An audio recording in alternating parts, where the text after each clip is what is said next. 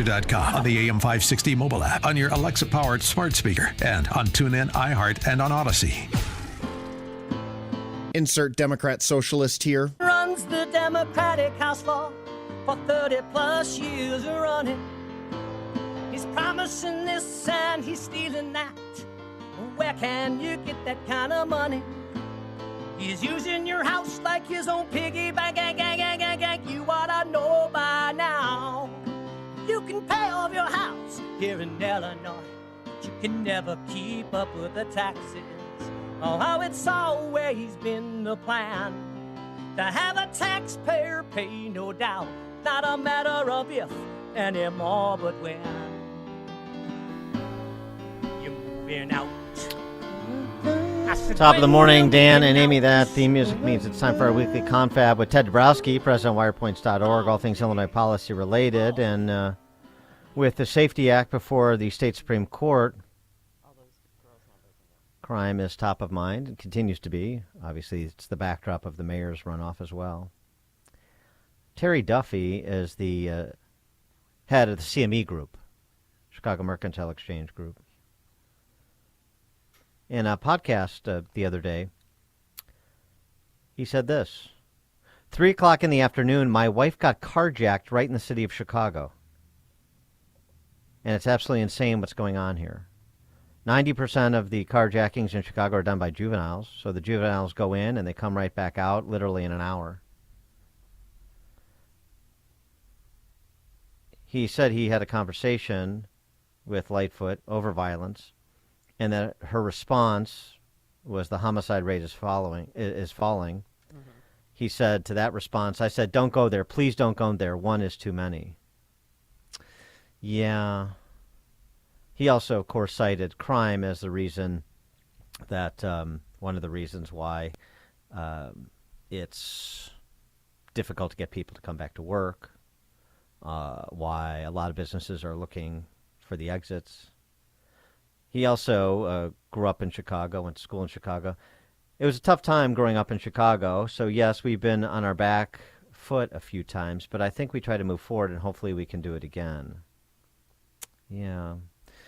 Well, you know, of course it's terrible that Terry Duffy's wife was victimized, but I also hasten to add that the city's corporate titans, including Terry Duffy, share the blame with the politicians, the schools, the media, the voters, for the quote-unquote insane Chicago crime about which he speaks, don't they? This is as detestable and incompetent and off-putting as Lori Lightfoot is and was, past tense, and she's on her way out, hardly begins and ends with her. Ted Dabrowski, president of Wirepoints.org. Thanks for joining us, as always. Appreciate it. Yeah, good morning. Yeah, you know, it's fascinating. Just a quick stat on that homicide number that Lightfoot keeps pitching is going down. We are still 64%. You know, so this year to date compared to 2019 when she took over, we're 64% higher in homicides today than we were then. So, you know, this stuff isn't over. And crimes this year alone, year to date compared to last year, right, which last year was already huge. We're 47% up on that. So, this crime problem isn't going away. But to your point about the corporate elite, it's something that I've been bothered by, you know, even before COVID, because it's not just now. It's not just on the whole, you know, the woke ideology that's been going on. It was before that on finances. They never. The corporate elite could have gotten together. They're an extremely powerful group. You know, you're talking about some of the corporate titans of America, and they could have easily put a lot of pressure on the leaders here to fix things, whether it was pensions or just the overall, you know, lies that are perpetuated through the budgets, and they never did. And, well, and now it's worse. And public safety too. I mean, you know, I remember people, you know, just go back to Rahm. I mean, we had 800 murders a year under Rahm. I remember people saying, because I was one of them, saying, you know, you think the city can burn down around the downtown, the revenue-producing districts, and it'll never reach the downtown. if you think that, then you are deluding yourself. It will, I don't know when it's going to come, sort of like the pension math. I don't know when the math will capsize the Chicago Police Pension Fund, for example, or the firefighters' pension fund, but I know it's going to happen because I know the math. I don't know when it's going to happen that the violence that's endemic to the west and south sides will be visited downtown and on the north side, but I know it's going to happen because I see the response to this threat that is present. And so the pandemic hastened what was already afoot, and here we are. Well, yeah, and it's very clear to see, too, Dan, because, we used to, in Chicago, L.A., and New York, used to have really high murder rates. We all had pretty high murder rates.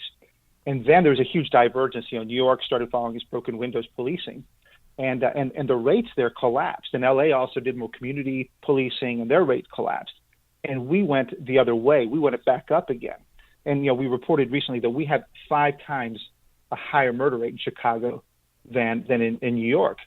And so to your point about what you were saying, and then it becomes obvious, is like you can't have murder rates that high and then not expect it to come into your at some point, right? And it happens at some point, and it takes triggers. It takes some kind of event, and Laquan McDonald type event, and then, of course, you had George Floyd. It starts coming into other areas where people start to care, but by then, it becomes too late, and it's precisely what's happening right now. Now the wrong people are getting carjacked, Ted. The wrong people are. Now it matters. Is there a right person? That's the problem with a stratified city by race and income and ideology and everything else. That's how it works. It's a progression, and now it's happening to the wrong people, and so there's a little bit of hair on fire. Okay, I get it, and I don't want it to happen to anybody, but let's trace the origins of this. So if we are going to chart a different path, that we truly chart a different path. We don't just paper over what's transpired to date where we are currently and say, oh, well, everything's fine now because Paul Vallis is on the 5th floor. No, everything's not fine, and it's not going to be fine, and it's not going to be fine for a long time because there's a lot to unwind and a lot to fix. It just matters now because it's come to the Mag Mile, it's come to the financial district, it's come to Lincoln Park and Lakeview. Now it matters.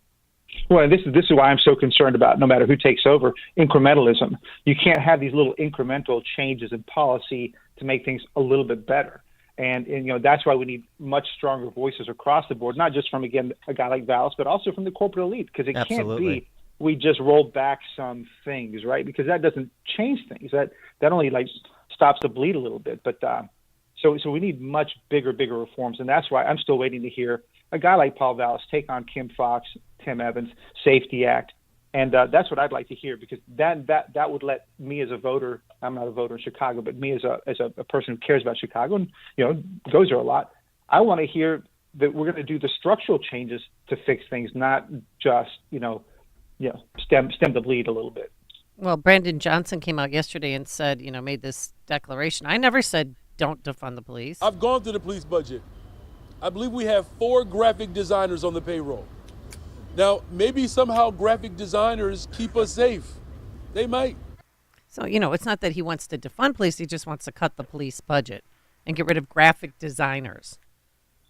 Yeah, that's kind of the commentary. My colleague Matt Rosenberg wrote a piece this morning about Brandon's own words. And he's out there. He was very direct about what he wanted. In 2020 about. He said that defunding the police is not a slogan; it's an actual, real political goal. Right. He said that he wanted to reduce the sheriff's budget in 2020 as a Cook County commissioner. He said there's no number big enough in terms of cuts. So he's kind of coming back, and maybe CPD doesn't need 4 graphic designers, but that's just he's grabbing onto things that sound good. But he's got a record of saying it in a city where we did that poll a couple of years ago. 80% of Chicagoans wanted the same amount or more policing in their neighborhoods.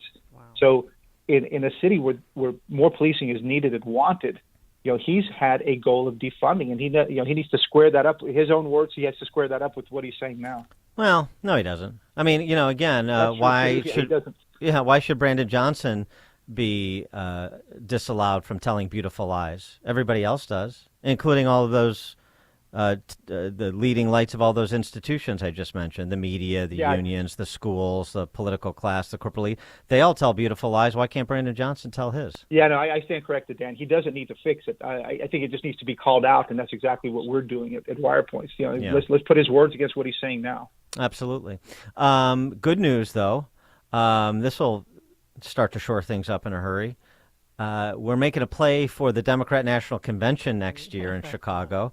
Boy, I can't wait for all those leftists to get to drink from the glass that is Chicago if they were to decide to locate the convention here. I can't imagine that the image makers really want the backdrop of Chicago for their convention, but of course Jelly Belly and his ambitions, he wants to bring the convention to Chicago and says, no problem, we can afford it. I guess he's going to personally guarantee it. Well, he kind of buys everything he wants, right? We're just talking about that yesterday. He bought his own elections twice, spending over $100 million each time. He paid for Bailey's campaign, right? Whatever much that was. He, of course, the big piece of the news is he paid for a couple judges to get elected, $1 million each. He pays out of his own pocket for people to work for him in the governor's office, and that, of course, bastardizes the relationship between government and him. So why not just buy the convention? He wants to run for president, or at least that's the feeling. And if you watch his actions and his words across the country, he wants to run. So maybe for him, what a better platform to get things started and have the DNC here. Well, completely. He's got lots of people around him that are for sale. You better get some stores on Michigan and State Street and Michigan Avenue. He can lease out those spaces too. He's a tech entrepreneur. Don't forget. What's fascinating? Think about it. What he gets to pitch to the rest of the country, and of course, only one half of the country. He's got the biggest green policy in the country. He's got the strongest gun ban in the country. Of course, those have to go through the courts. He's got the Safety Act. He's got the tough the abortion bill. He's got the immigration agenda, his CRT agenda. I mean, the list is long, and of course, he's got the best finances in the country now. So that's what he wants to pitch. Of course, he's going to have to counter that with all the mess that he would have in Chicago potentially. And now, if it comes here. Yeah, they voted yesterday family leave for whatever reason. You don't even have to give a reason. 40 hours. One of the biggest family leave programs in the country. Yeah, that made national news yesterday. No, he's got a lot to sell. It's awesome. It's going to be very attractive to business. Also, this too, priorities of your suburban legislators in the General Assembly. Anybody paying attention to this? Anastasia Murray out there in leafy Naperville, the best places to live in the country, I'm told. Except I know better. I grew up out that way. Anastasia Murray sponsoring legislation that requires each school board shall provide LGBTQIA plus diversity training for educators who have not previously received it, mandating the gender ideology indoctrination, train the trainer, so the teachers can turn around and impose it on the kids. Senator Karina Villa providing beginning with next school year, LGBTQIA plus inclusivity training shall be required as part of professional development leadership training for school board members. The school board members get it, the teachers get it, then the kids get it. Yeah, and you can understand the contents. I think we've talked about these things enough. Senator Ram Valivalam, $20 million to Department of Public Services to give grants to local school districts and community organizations for comprehensive sex ed for K through 12. These are the priorities, right? Because this is what people say. I'm a fiscal conservative and a social lunatic. Sure you are. And so this is what your legislators, particularly your suburban ones, go down to Springfield and advance the rainbow flag, and that's the modus operandi of the left here. And that is their priority for all the talk about business and quality this and attractiveness that and opportunity this. This is what they're doing. This is their focus. And it continues to be. Yeah, well, and then don't forget the other one that this kind of cuts the legs out of parents. You've got LaShawn Ford putting out his bill that my colleague Mark Lennon just wrote about yesterday, and this creates the offense of parental bullying. So if Parental a parent, bullying. Yeah. So if a parent tries to discipline, embarrass, or alter the behavior of the minor, then that would coerce, intimidate, harass, or cause substantial emotional stress to their kid. It creates this crime called parental bullying. And so disciplining your kid is a potential criminal offense now in Illinois. It's perfect. That's right. So there you go. So it's get them from all angles, right? Get them at the schools, and then of course get them at home. So this is a tough place to do business as a parent. I mean, LaShawn Ford on the West Side. The problem in his district and the problem in this state is parents disciplining their kids. Maybe, and I assume that would start with disagreeing with their kids, because we know the kids are in charge. Whatever little Johnny and little Sally want, whatever little Johnny and Sally say they are, you better nod your head. Otherwise, Big LaShawn is coming for you. Oh, the state insinuating itself between parent and child. Gosh, what a surprise. Where have I seen and heard that before? Well, and isn't that funny, right? Because the two biggest problems we have in Chicago are crime and education. And so if you wanted to punish your kid for not doing homework, or if you wanted to punish your kid for doing a violent act, well, is the state going to step in here? No. Apparently, you cannot punish. Wait, so let's see. You cannot.